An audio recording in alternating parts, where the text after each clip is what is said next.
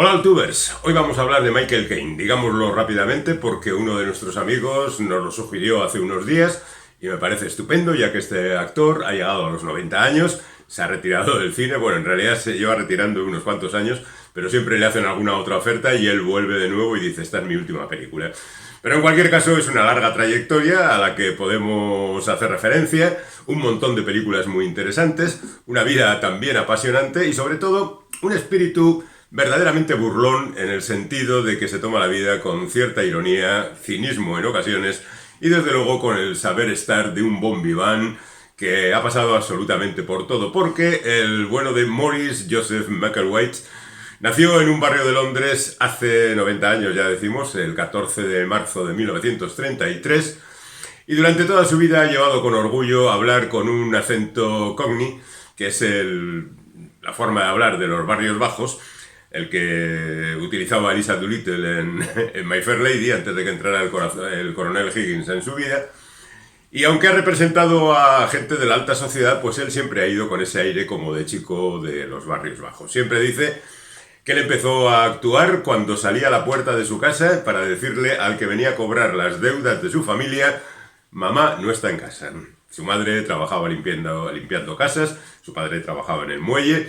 Él no tenía un duro, iba camino de convertirse evidentemente en un golfillo de barrio, pero la interpretación se mezcló en su camino y así ha ido construyendo esta historia que vamos a relatar así un poco como por encima, porque son 175 créditos los que aparecen en la IMDb de este buen hombre, series de televisión, películas y hasta cortos.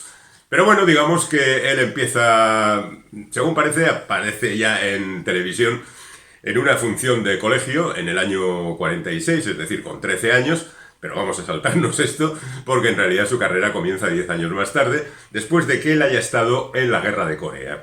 En aquella ocasión estuvo a punto de morir o de tener percances serios en un par de ocasiones, pero salió con vida afortunadamente y así pudo llegar a su primera película que se titula Sailor We Were y en el que hace de militar, claro, él venía de la guerra de Corea. Incluso en su segunda película, Infierno en Corea, ejerció de asesor, por aquello de que había estado allí y sabía más o menos de qué se trataba. Esta es una película con luminarias del momento, pues Stephen Boyd, Stanley Baker, Robert Shaw, que después haría muy famoso a partir de Desde Rusia con Amor, y la verdad es que la película no ha pasado a la historia, pero ahí queda. Es curioso porque en esa primera etapa ya empieza a hacer películas como de espías, ¿no? Que es en principio lo que le va a dar fama a partir de la década siguiente. Y así, por ejemplo, aparece en El espía de dos cabezas o El agente secreto S2 y algunas otras, El traidor está entre nosotros, películas de ese tipo. Thrillers, con la solidez de las películas que hacían los ingleses en aquel entonces, pero que no pasaran a la historia porque la verdad es que no iban demasiado allá. Interpretó también algunas películas basadas en novelitas de Edgar Wallace y en definitiva él siguió su camino hasta que en 1964 se encontró con una primera oportunidad en la película Zulu. En esa película el protagonista era Stanley Baker, al que ya conocía, que ya había trabajado con él, y hacía el papel de un oficial británico en la guerra contra los zulúes, en una batalla histórica que defendió el ejército sin posibilidades de salir, el ejército inglés, ya sabéis, como decían en El hombre que pudo reinar, no somos dioses, pero casi somos ingleses. Bueno, pues la película consiguió que este actor destacara por su papel medio simpático, medio arrogante. Interpreta a un oficial de la clase alta que se comporta con los zulúes como los salvajes estos, pero la verdad es que llamó la atención. También hizo por aquel entonces algún Shakespeare, un Hamlet, por ejemplo, haciendo de Horacio, o conoció a Sean Connery interpretando un papelito en televisión. Después se harían grandes amigos, por supuesto, pero casi como continuación de la historia, el bueno de Michael Caine aterrizó en una película titulada Ipcress, que contra todo pronóstico se convirtió en un fenómeno. Es una película que nace a la sombra del éxito de James Bond, pero es absolutamente diferente. Ipcress es una historia bastante complicada, escrita originalmente por Len Deighton, que seguramente el escritor de novelas de espionaje más complicado del mundo, mucho más que John le Carré, por supuesto, y consigue notoriedad gracias al papel de Harry Palmer. Es curioso porque en las novelas el protagonista es un no-name, es decir, un agente anónimo, y solo hay un momento en una novela en la que alguien dice ¿cómo se llama usted? Y le contesta lo que seguro es que no me llamo Harry Palmer. Bueno, pues ese es el nombre que le dieron en las películas, porque habría más. Pero además de Icres, en el año 66, protagoniza otra película que en esta ocasión le lanzará más a la fama porque tiene una gran repercusión en Estados Unidos, que es la película Alfie. En Alfie interpreta a un personaje muy en la línea, yo creo que incluso ha marcado el carácter de Michael Caine a lo largo de toda su historia, porque es el mujeriego, divertido, seductor, el individuo que está por encima de absolutamente todas las circunstancias, que sale bien de cualquier embrollo, siempre con un pozo amargo, porque si no lo hacen, y sobre todo en los años 60, no resultaría creíble, pero la verdad es que la película llamó mucho la atención, había intérpretes estadounidenses como Shelley Winters, pero bueno, era una producción inglesa y la verdad es que la película resultó un gran éxito. Años más tarde tendría un remake protagonizado por Jude Law, que ya no pasará a la historia, y es lo que tienen las buenas películas, que cuando haces una nueva versión la cosa se estanca y no vamos por buen camino. En cualquier caso, sigue interpretando películas. Hay una por la que yo siento gran cariño, que es La caja de las sorpresas, que está basada en una novela de Robert Louis Stevenson, que es una comedia muy divertida y donde, aunque hace un papel no especialmente relevante, bueno, pues a mí es una película que me cae muy bien por los motivos que ya he dicho anteriormente.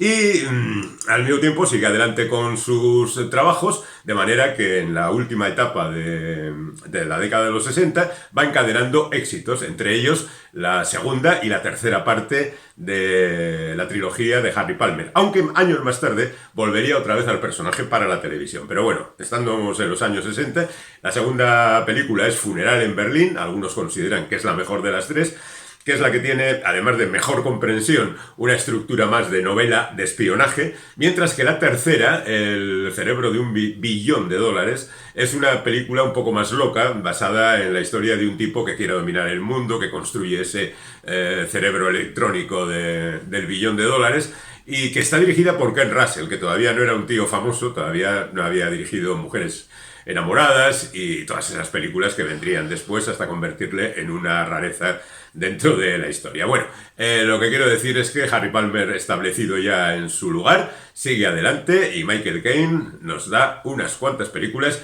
que mencionaremos ahora, aunque sea un poco por encima. Pero hay algunas, como por ejemplo Comando en el mar de China, que a mí me gustaría reivindicar. La película se titula originalmente Too Late the Hero, y cuenta la historia de un grupo de soldados ingleses con un americano, que interpreta a Cliff Robertson, que tienen que ir al otro lado de la isla durante la Segunda Guerra Mundial para destruir una estación de radar, pero que tienen serios problemas para regresar. Un poco invasión... una historia que se ha repetido tantas veces que el camino de ida es razonablemente tranquilo, pero el de vuelta se convierte en un infierno. Está dirigida por Robert Aldrich y a mí me parece una de las mejores películas de este buen hombre, de Robert Aldrich y de Michael Caine. Bueno, suponemos que todo el mundo sabe por qué Michael Caine se hace llamar Michael Caine, aunque hay dos versiones ligeramente diferentes. Por una parte, hay quien dice que se puso Caine por el motín del Caine, la película de 1954, dirigida por Mark Robson y protagonizada, entre otros, por Humphrey Bogart. Y hay quien dice que incluso, bueno, es verdad que él se puso el nombre de Michael Scott, pero habiendo rodado una película, le llamó el productor y le dijo: no puedes ponerte este nombre porque ahí hay un actor americano que se llama Michael Scott. Y cuando le dijo eso, él estaba viendo el afiche del motín del Caine. Y entonces dijo: pues Caine. Bueno, sea como sea, en el origen de su apellido está la película El motín del Caine. En esos años, de finales de los 60, Michael Caine aparece en muchas películas donde hay una larga lista de gente más o menos famosa, como La noche deseada, donde es una película convencional, o de esas otras en las que de repente se juntan montones de actores, generalmente para representar películas de guerra, como en este caso sería el asunto de la batalla de Inglaterra, donde se hacen pequeños papelitos y uno cobra una pasta por hacerlo. Después haría también Un puente lejano, donde el auténtico protagonista era Anthony Hopkins, pero toda la plana mayor del cine inglés estaban allí haciendo de las suyas. Bueno, pues además de todo lo dicho anteriormente, tenemos que reseñar alguna otra película que, de la misma manera que Comando del Mar de China pasó prácticamente desapercibida, a mí me parece que tienen valor, como por ejemplo El último valle. El último valle es una película de James Clavell, que es un novelista que se metió circunstancialmente a director de cine. Cuenta la historia, durante las guerras de religión en Europa, de, por un lado, un grupo de mercenarios, encabezado por Michael Caine, y por otro, un poeta que interpreta a Omar Sharif, el egipcio que más papeles extraños de diferentes nacionalidades ha interpretado jamás. Y la verdad es que a mí es una película por la que siento una gran simpatía, porque de alguna manera viene a enfrentar aquello de la espada y la pluma, ¿no? Y la verdad es que es una película bastante difícil, es cruel, es dura, es una película como muy realista, como corresponde a aquellos tiempos. Es decir, cuenta una historia medieval no adulterada por la visión más o menos infantil de los años 50 de este tipo de películas. También hace un trabajo en Italia, que es una película que después tuvo un remake. Curiosamente, este remake protagonizado por Charlize Theron, Edward Norton y demás, sí tiene un cierto valor, pero la película original puso de moda los minis, los coches aquellos de la época que se convertían en auténticos protagonistas y que hizo que se vendieran multitud de unidades de ese tipo. Y después se lanza a otra película verdaderamente excepcional, como es La huella de Joseph Leo Mankiewicz, que es la última película de Mankiewicz y que enfrenta a dos monstruos como son Laurence Olivier y el propio Michael Caine. La historia es aparentemente sencilla. Hay un tipo que cita en su casa al amante de su mujer, y a partir de ahí se desarrollan cosas que no voy a contar, por supuesto, porque no quiero estropear a aquellos hipotéticos espectadores que no hayan visto nunca La huella el disfrute de semejante película. Solo dos actores arreglándose con todo lo que pasa en la película. También, años más tarde, se hizo un remake, también olvidable, que tenía justamente a Michael Caine interpretando el papel que antes hizo Laurence Olivier. Y para darle la réplica eligieron a Jude Law, que poco antes había hecho el remake de Alfie. Casi hay una especie de círculo vicioso en este tinglado. El director fue Kenneth Branagh y el guionista Harold Pinter. En contra de lo que podíamos pensar de un premio Nobel como Pinter, el guión tampoco fue totalmente satisfactorio, era mucho mejor el de la película original, porque entre otras cosas Mankiewicz era siempre un genio absoluto del guión también. Era el tipo que hacía las películas más habladas de la historia. Y después de eso, pues hizo, yo qué sé, miles de thrillers. El Molino Negro, dirigida por Don Siegel, que no está mal, pero como siempre decimos en estos casos, son películas que puedes ver o no. Contrato en Marsella, con gente como James Mason o Anthony Quinn en el reparto, y algunas otras películas como, por ejemplo, La conspiración, donde se uniría por primera vez con Sidney Poitier, en una historia que transcurre en África, y Una inglesa romántica, donde se junta con Glenda Jackson, dirigidas por Joseph Losey, que de momento ha sido su última partner en el cine, en la película que ha rodado recientemente, la última de las que ha rodado, y quién sabe si la última definitivamente. Pero llegamos así al año 74 y nos encontramos con El hombre que pudo reinar, que es la película que dirigió por fin John Huston después de 20 años intentando hacerla con diferentes actores. Al fin junta a Michael Caine y a Sean Connery y también a Christopher Plummer, que hace de Rudyard Kipling, y rueda esta película que ha pasado a la historia pues como una de esas fantasías orientales, de alguna manera, sobre la reafirmación de los ingleses, Britannia rules the waves, sobre el mundo y sobre la ironía de unos personajes llamados a la tragedia, a pesar de que caminan con humor hacia ella. La verdad es que yo creo que todos habéis visto la película, es una absoluta delicia, y los dos individuos demuestran que, Connery y Caine demuestran que siempre han estado muy unidos por la forma de ver las historias. La verdad es que no me canso de verla y todavía hoy, casi 50 años después de rodada, sigue teniendo una frescura excepcional. Después vuelven a aparecer otra serie de historias que no son especialmente relevantes, pues California Suite, que es una película de sketches donde él comparte protagonismo con Maggie Smith, El Enjambre, que es una película de catástrofes mala donde las haya, pero que tenía un reparto como espectacular, y un montón de historias más que no aportan demasiado a su trayectoria, pero que de alguna manera sirven para que él vaya ganando dinero. Todo esto desembocará al fin en la que seguramente es la película más condenada de Michael Caine, que es Tiburón 4, La Venganza. Esa película en la que él siempre dijo, no sé cómo es la película, no la he visto. Lo que sí he visto es la casa que me compré con lo que me pagaron y la verdad es que está muy bien. Esta referencia a la casa que se compró con Tiburón es casi recurrente en su primera autobiografía. Tiene 3 libros autobiográficos, pero en la primera, que es una autobiografía más o menos canónica, siempre está justificando las malas películas que interpreta porque tiene que comprarse una casa. Bueno, en fin, se lo permitiremos, no pasa absolutamente nada. El siguiente punto de interés en su carrera es una película de Brian De Palma que se titula Vestida para matar y que se convirtió en su momento por no sé qué extrañas circunstancias, porque tampoco es una película muy llamativa, no es una película de esas de hay que verla necesariamente, pero la verdad es que cayó muy bien, quizá por la primera secuencia con Angie Dickinson en un ascensor, etcétera. Bueno, no quiero destripar demasiado la película, pero sí quiero deciros que es una película que llamó mucho la atención y que permitió a Caine volver de nuevo a la primera división. Y eso continuó también con la película Hannah y sus hermanas, que le proporcionó el primero de sus 2 Oscars. Tiene 2 Oscars al mejor actor secundario en ambos casos por el papel de individuo enamorado de la hermana de su mujer, en este caso Barbara Hershey. La mujer no, la enamorada del bueno de Michael Caine, y que, bueno, pues Hannah y sus hermanas es una de las mejores películas de la época de Woody Allen. A pesar de que luego, cuando se creó la situación difícil de las acusaciones contra Woody Allen, Michael Caine dijo que jamás volvería a trabajar con él, una especie de rechazo. Lo cierto es que, como siempre, hizo un buen trabajo interpretando al papel que Woody Allen le proporcionó.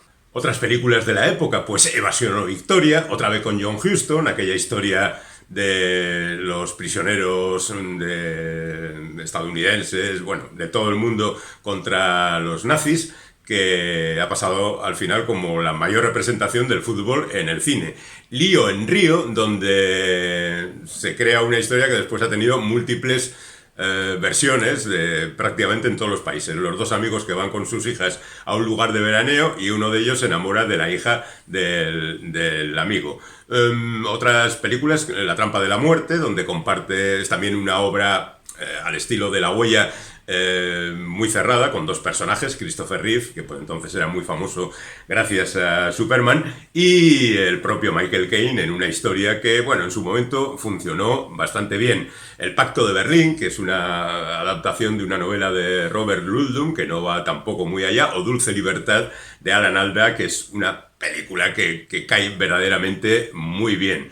O La calle de la media luna, que es una adaptación de una novela de Paul Theroux, que es posiblemente la peor novela, y la película tampoco va demasiado allá. En cualquier caso, Caine hace prácticamente todas las películas que le ofrecen. El Cuarto protocolo, basada en una novela de Freddy Forsyth, donde comparte estrellato con Pierce Brosnan. Tenemos después esas adaptaciones más o menos decimonónicas, como por ejemplo Jack el Destripador, donde hace del inspector Aberline, que es el tipo que verdaderamente persiguió a Jack el Destripador, o hay una versión de Sherlock Holmes donde interpreta a Sherlock Holmes, donde el verdaderamente listo no es Sherlock Holmes, sino su ayudante John Watson, que está interpretado por Ben Kingsley en la película que se tituló Entre nosotros sin pistas. Además, también interpretó una versión, para que la cosa quedara decimonónica total, del Dr. Jekyll y Mr. Hyde, interpretando él los 2 principales papeles. Aunque hay quien dice que Tiburón la venganza es la peor película, yo donde más incómodo he visto a Michael Caine es rodando o interpretando el papel que le tocó en Tierra Peligrosa, en Tierra Peligrosa,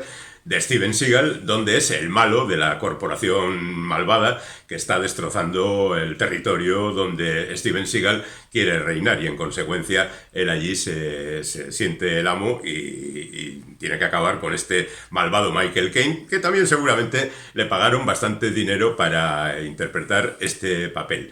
Y después llegaría su segundo Oscar con Las normas de la Casa de la Sidra, donde interpreta a un benévolo doctor que decía aquello de dormir tranquilos, príncipes de Maine, reyes de Nueva Inglaterra, que es como se conoció aquí.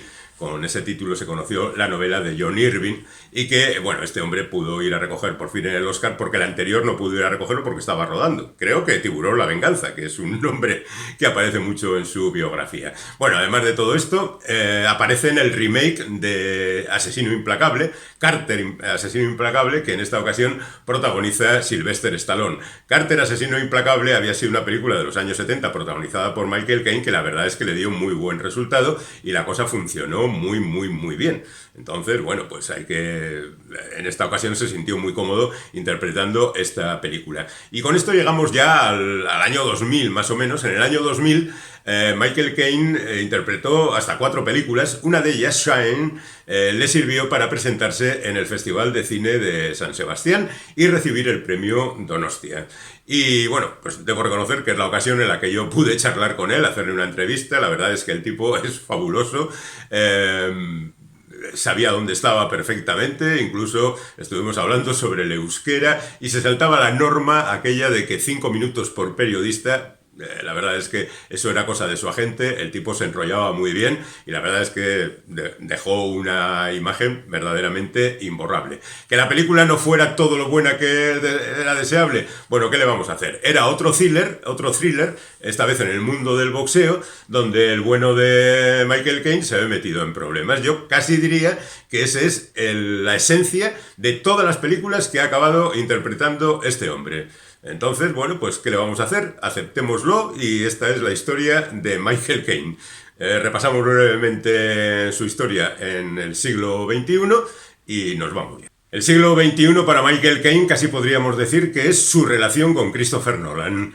Empiezan esta relación con El Caballero Oscuro, bueno, en realidad empiezan con Batman Begins, por supuesto, pero digamos la trilogía del Caballero Oscuro.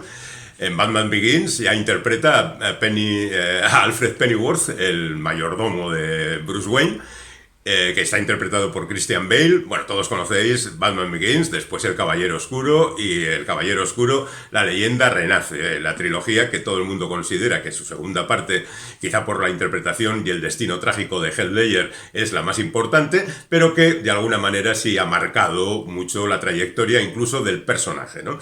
Ya resulta difícil hacer un Batman que pueda competir con el de Nolan. Pero además de esto, Michael Caine se convierte en prácticamente el intérprete favorito de Nolan porque aparece en todas sus películas. Aparece en El Prestigio o El Truco Final, aquella de los magos que interpretaba Christian Bale otra vez y Hugh Jackman, o aparece en Interestelar, aparece en Origen, e incluso esto llega hasta Dunkerque, donde no aparece en pantalla pero sí pone la voz.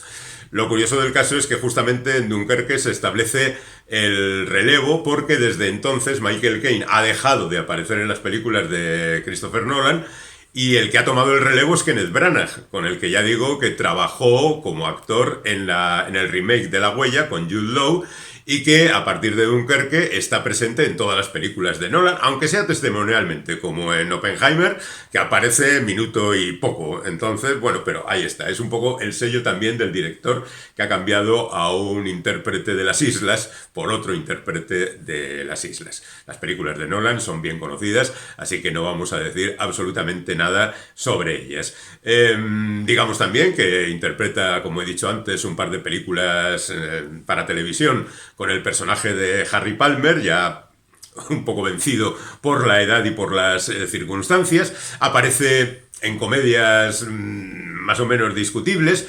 Hace mucha interpretación de voz para películas de dibujos animados. Y aparece en otras películas como por ejemplo Hijos de los Hombres, que es esa distopía sobre un mundo donde no nacen niños, basada en la novela de P.D. James y en la que interpreta también un papel pequeño, un viejo hippie que se niega a aceptar el paso del tiempo y las circunstancias que están viviendo absolutamente todos. Aparece repetidamente en películas coprotagonizadas por su buen amigo Morgan Freeman, como son las dos partes de Ahora me ves, Y también Un golpe con estilo, en la que junto con Alan Arkin se proponen dar el golpe de su vida y bueno, pues la cosa al final sería. Y sigue apareciendo en películas donde se le reclama para papelitos muy pequeños. Y en los últimos tiempos, digamos que ha protagonizado Twist, que es una versión del Oliver Twist de Dickens, en versión moderna, donde ya se le veía que tenía muy serias dificultades para moverse, para andar siquiera, no ya para correr. Y sin embargo, bueno, fue entonces cuando dijo, creo, la primera vez que lo dejaba, que se retiraba, que ya no podía seguir adelante, y sin embargo todavía ha hecho otras películas como Bestsellers, que ha pasado prácticamente desapercibida, o otra película titulada Medieval, donde hace un papel que más conviene olvidar. Y también después de eso dijo, bueno, pues ya me retiro. Pero le llamaron para hacer La Gran Escapada, que es una película donde un veterano de la Segunda Guerra Mundial quiere ir a las celebraciones del aniversario que tuvo lugar a los 70 años, me parece, del desembarco de Normandía. Y claro, para eso necesita ayuda. Y se juntó otra vez con Glenda Jackson. Se da la circunstancia de que Glenda murió muy poco después de terminar el rodaje de esta película. Y aquí sí, Michael Caine ha dicho que definitivamente él lo deja, que ya no tiene edad. Pero, según parece, hay por ahí una oferta para aparecer en Ahora me ves 3. Y yo creo que no va a desaprovecharla y va a aparecer de nuevo en esta película. Así que igual con un poquito de suerte tenemos la oportunidad de seguir disfrutando del bueno de Michael Caine. Porque la verdad es que hemos pasado muy buenos ratos viéndole en pantalla y nos parece que ha sido uno de los intérpretes que, fijaos, ha sido nominado a los Oscar en 5 décadas diferentes, algo que me parece que solo tienen otros 3 intérpretes. Y que por otra parte es el actor que ocupa el 11º lugar en la lista de los más rentables de la historia del cine, que es evidentemente la historia del cine anglosajón en general, porque ellos miden las cosas simplemente por su rasero. Pero ser el 11º en esa lista, el tipo que tanto dinero ha dado a las productoras y tanto dinero ha ganado al mismo tiempo, nos parece que tiene un valor verdaderamente excepcional para aquel pobre chaval que salía a la puerta de casa para decirle al cobrador que su mamá no estaba en casa y que volviera otro día. Nosotros volveremos otro día, por supuesto, a contaros más historias.